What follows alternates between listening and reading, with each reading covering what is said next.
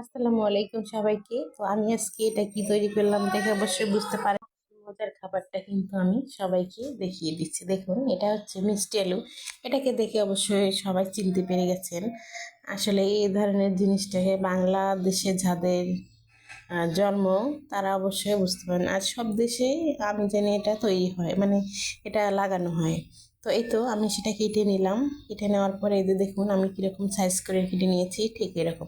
তো আজকে আমি যেটা ভিন্ন ধরনের ভাবে রান্না করব, জানি না কে কি এভাবে রান্না করছেন কিনা, কিন্তু একদিন আমার মতো করে রান্না করবেন।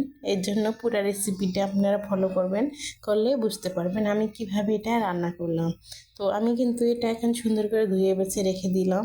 তারপরে এদিকে তো আমি পেঁয়াজ কেটে দিয়েছি, খুব কম মশলায় আজকে এটা আমি রান্না করে ফেলবো।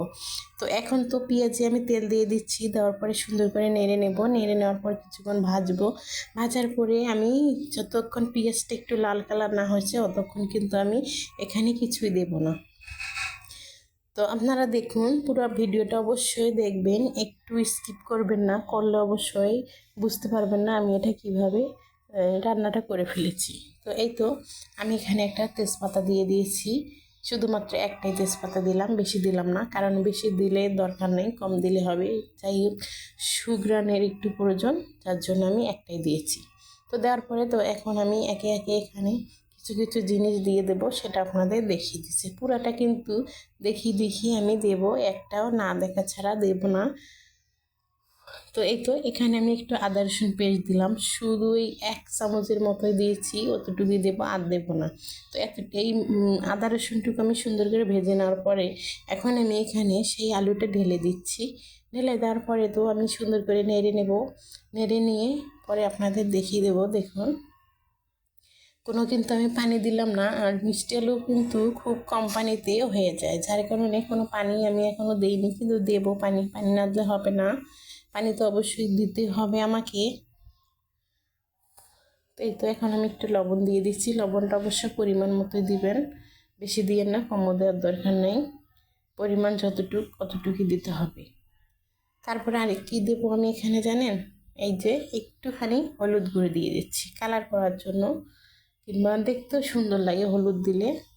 যেমন এখন মনে করেন মিষ্টি আলুর গায়ে হলুদ হচ্ছে, এরকম একটা কালার হচ্ছে। তো এই তো এখন দেওয়া হয়ে গেল আমার এই হলুদ দেওয়ার পরে আমি আরও কিছু দেবো, সেটা হচ্ছে যে এখানে কিন্তু আমার এই যে কাঁচামরিচ আমি বেটে ফ্রিজে রেখেছিলাম, ওখান থেকে একটা দিয়ে দিচ্ছি। তো যেটাতে বরফ তৈরি করে আমি ওইটার ভিতরে মরিচগুলো রেখে এরকম সাইজ করে নিয়েছি, যাতে যেন একটা দুইটা যে যতটুকু ঝাল খায় অতটুকুভাবে আমি দিয়ে দেবো। তো কিছুক্ষণ আমি এটা ঝাল করে নেব। ঝাল করার পরে দেখুন একটু কিন্তু মশলাগুলো একটু মিশে গেছে আলুটার সঙ্গে। তারপরে এখানে কিন্তু আমি নেড়ে চেড়ে সুন্দর করে, দেখুন একদম কোনো পানি নেই এখানে, শুধু আলু আর মশলাগুলো সুন্দর করে মিক্স হয়ে গেছে।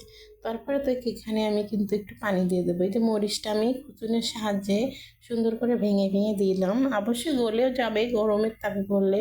তারপরে এদিকে আমি পানি দিয়ে দিচ্ছি পরিমাণ মতো, খুব কম পানিতেই আমি এটা আজকে রান্না করে ফেলবো। তাই তো পানিটা দেওয়ার পরে আমি সুন্দর করে মিক্স করে নিলাম। মিক্স করে নেওয়ার পরে এখন আমি কিছুক্ষণ ঢাকা দিয়ে জাল করে নেব। জাল করার পরে আমি আপনাদের দেখিয়ে দেবো। এই তো দেখুন অনেক সুন্দর বলক চলে আসছে। তো এই যে আমি আপনাদের দেখিয়ে দিলাম যে বলক এসছে, আসার পরে আমি আবারও কিছুক্ষণ নেড়ে দেবো, একটু উল্টায় পাল্টায় দিলে অবশ্যই সুন্দরভাবে সিদ্ধ হবে আর পুরোটা মশলা এই আলুটার সঙ্গে মিশে যাবে। যাই হোক, আমার রান্নাটা জানি না কার কাছে কেমন লাগছে, কিন্তু আমার কাছে খুবই খুবই ভালো লাগছে।